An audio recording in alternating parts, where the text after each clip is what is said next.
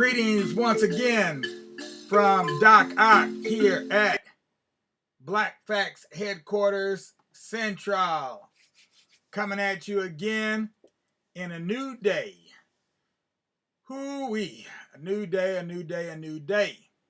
All right, so this evening we're continuing on telling the story of Mary Stagecoach Fields. And just, relating some of the things that Mary did back in her day that we need to recollect today. But before we get started, let's go ahead and do the needful. If you're watching this on Facebook, give us a like. If you're watching on YouTube, give us a thumbs up. And then go ahead and subscribe to our Tubular Black Facts channel.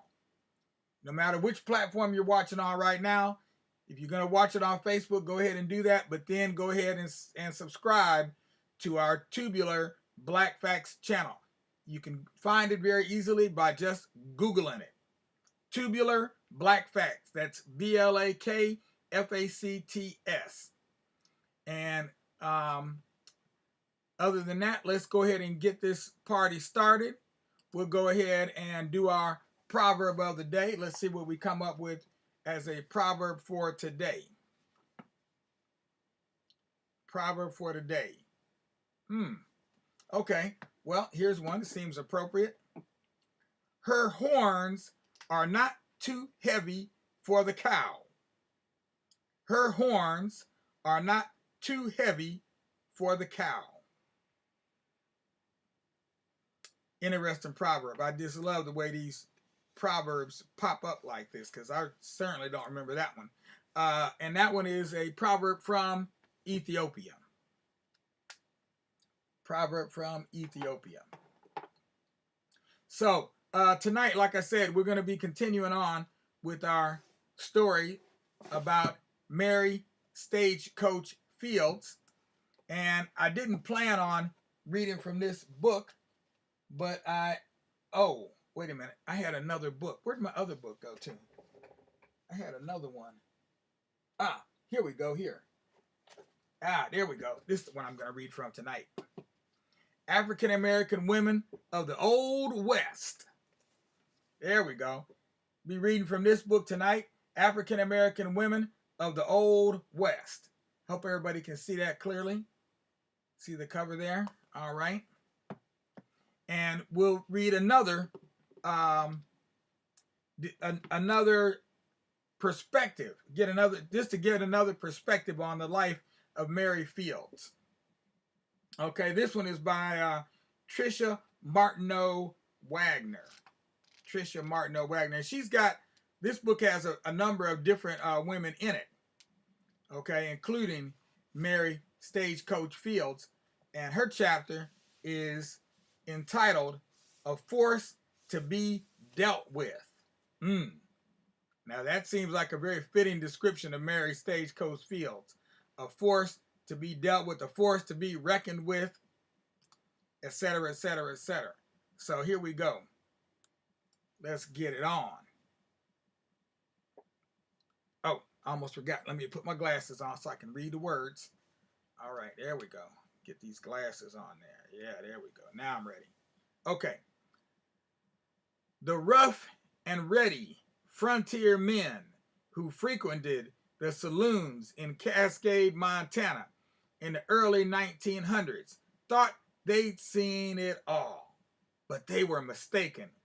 One minute they were busy playing cards and drinking shots of whiskey, and the next their game was interrupted. Without warning, Mary Fields pushed back her chair and angrily threw her hand across the table. She bit down hard on the cigar hanging from the side of her mouth, her eyes slowly following a figure passing by the window of her favorite drinking establishment.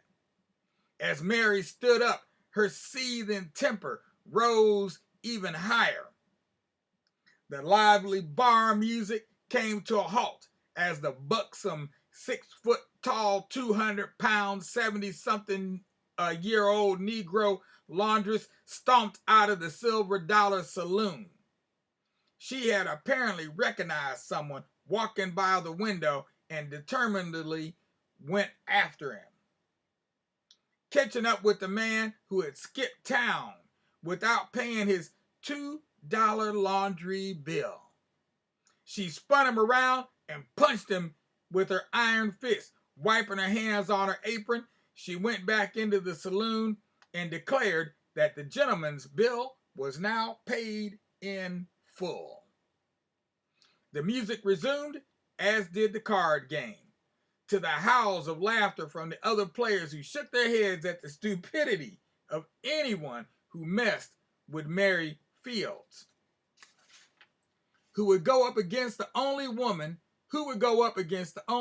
granted permission by Mayor D.W. Bill Monroe to drink in Cascade saloons, a privilege reserved otherwise solely for men. Anybody foolish enough to take advantage of this whiskey-drinking, cigar-smoking, gun-toting man of a woman clearly deserved what he got. Mary Fields was born a slave on a plantation in Hickman County, Tennessee, around 1832. Her sheer size and contentious nature had most assuredly set her apart at an early age. Fully capable of doing a man's work, she likely spent a great deal of time working alongside the males. This may have played a part in her fiercely independent nature, indomitable spirit, and fearlessness. These strong personality traits define who she was and how she lived. Mary Fields' life is a study in contrast, in opposites attracting, and in opposing forces colliding, all of which no doubt contribute to the contradictory accounts of a woman who became a legend in her own time. There are conflicting versions of the story of Mary's early years. It's not known exactly how she became acquainted with the young woman who would change the course of her life, Miss Sarah Teresa Dunn, later to become Mother Mary Amadeus, a Roman Catholic Ursuline nun. The two women separated in age by 14 years, were as different as night and day. Miss Dunn was born on July 2nd, 1846 in Akron, Ohio. What? I did not realize that she was born in Akron. Oh, dang. Okay, well, this is just bringing it all the way home. This is why I always, that's partly why she was in that book too, maybe that I read years ago. Well, at any rate, Mary Fields never knew her own birth date and estimated the year to be 1832. Sarah Dunn had a fair complexion and blonde hair, blue eyes, and was descended from a wealthy Irish family. Mary was dark-skinned with black hair and dark eyes, the child of slave parents. Sarah was frail and delicate. Mary was strong and sturdy. Sarah was educated early in life. Mary became literate only years later. Sarah was refined and patient. Mary was rough and quick-tempered, but the two seemed to have an affinity for each other that would last a lifetime. Some accounts say that Mary Fields worked for the Dunn family when Sarah was a child, but others say that the Dunns never owned slaves. Mary Fields may have first met Sarah Dunn while Mary was a servant for Franklin Warner, a Tennessee plantation owner and friend of the Dunns. At some point, their paths did cross, but surely neither woman realized the bond that would develop between them. After the passage of the 13th Amendment, which formally freed the slaves, In 1865, Mary Fields found herself a free woman at the age of about 33. 5 years later, she had found employment emptying chamber pots on the Robert E. Lee, a prominent steamboat running on the Mississippi River. Mary loved to tell the story of being a part of the renowned race between two of the great steamboats of the time, the Lee and the steamboat Natchez. The 3-day race from New Orleans to St. Louis, held June 30th to July 2nd, 1870, was of national interest, with towns telegraphing the race times as the steamships raced up the Mississippi at an average of 14 miles per hour. White steam reportedly spouted from the pipes and black steam from the chimneys as every rivet in the boilers was strained. Sparks filled the sky as the coal-fueled Natchez took on the wood-fueled Lee. Mary relayed how anything and everything was thrown into the fire to produce enough steam to win resin, bacon, and even whole sides of ham. It's not hard to envision Mary stoking the fires herself and jubilantly celebrating her ship's well-earned victory over the Natchez in just 3 days, 18 hours, and 14 minutes, a full 6 hours and 36 minutes ahead of the Lee, of the Natchez. It may have been while on the Robert E. Lee that Mary Fields became reacquainted with Miss Sarah Dunn's older brother, who was by then Judge Edmund Dunn. Mary Fields became employed as a confidential servant for Judge and Mrs. Dunn for several years. Both Judge Dunn and his wife had sisters who had become Ursuline nuns. They lived at the Ursuline Catholic Convent in Toledo, Ohio, where Miss Sarah Dunn and Miss Mary Raphael Warner were known as Sister Mary Amadeus and Sister Annunciation, respectively. This knowledge may have influenced Mary's decision to make her way to Toledo eventually. Perhaps Mary Fields was seeking out the only family she felt she had when looking for her next employment situation. Fortunately, the good sisters at the Ursuline Convent of the Sacred Heart, located on Cherry and Erie Streets in Toledo, took Mary in. There she dedicated herself to the Ursuline sisters from the late 1870s to the mid-1880s. She was given a room on the first floor of the convent and had her own kneeler at the back of the chapel. Black Mary, as she was called, always dressed in black, so you got black on black in black, wearing a black apron over her black dress, some say over men's pants, and donning a black skull cap. Along with her extraordinary height and great bearing, this gave her a rather imposing appearance, especially with a cigar dangling from the crook of her mouth. Mary planted the garden, tended the cloister courtyard, and took great pride in keeping up the grounds. She kept a watchful eye on the school children at the convent to see that no one disturbed her well-manicured lawn. The schoolgirls were said to be frightened of Black Mary's gruff manner and quick temper. As one nun remarked, "God help anyone who walked on the lawn after Mary had cut it." Mary Fields was a hard worker, and she was proud of being largely self-sufficient.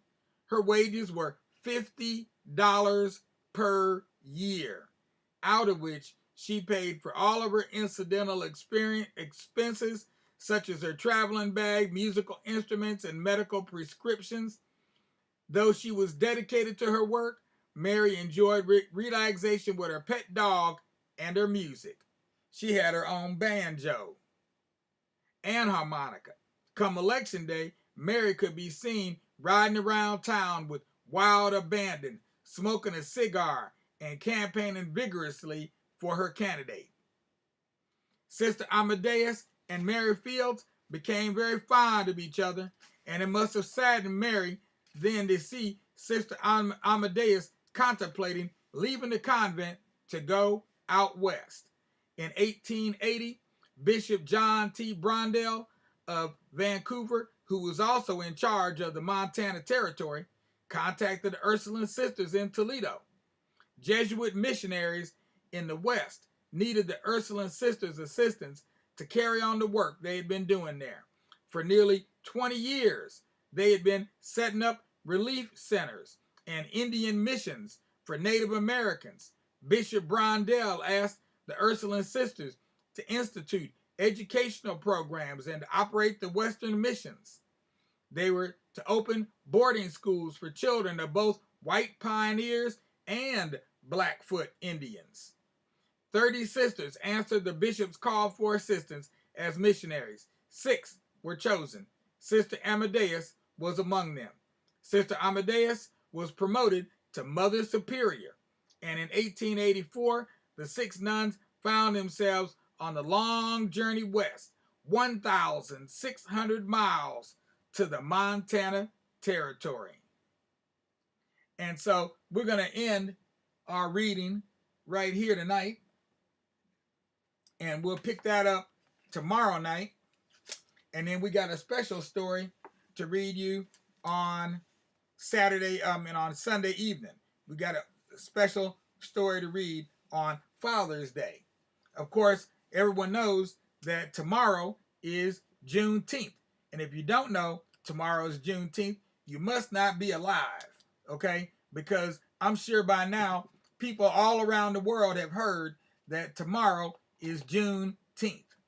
And the story is starting to get out as to what Juneteenth is, why black people have been celebrating it for over 150 years, actually 156 to be exact. So, it's we're in the midst of a, what's the word for it? Of a, what do they call it? They call it a teacher. This is a teachable moment. A teachable moment. Martin R. Delaney said many years ago, create an issue, make a demand.